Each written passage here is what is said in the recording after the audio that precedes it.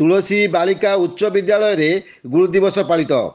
तुलसी बालिका उच्च विद्यालय नरेंद्रपुर रे आज पवित्र गुरु दिवस महासमारोह रे पालित हो जाइछि।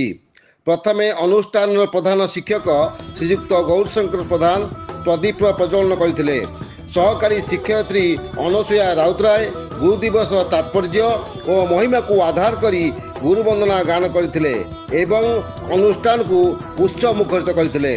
प्रधान शिक्षक श्रीयुक्त गौरशंकर प्रधान गुरु दिवस महिमा विषय पिलामानक आगे अभिमत रखिथिले और डॉक्टर सर्वपल्ली राधाकृष्णन जीवनी उपरे आलोचना करथिले।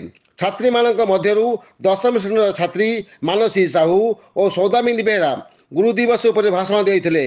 शेष में मिष्टान्न बंटन करा जाई सभा सांग कराइथिला। केन्द्रापड़ा तुषार रिपोर्ट संदेश न्यूज।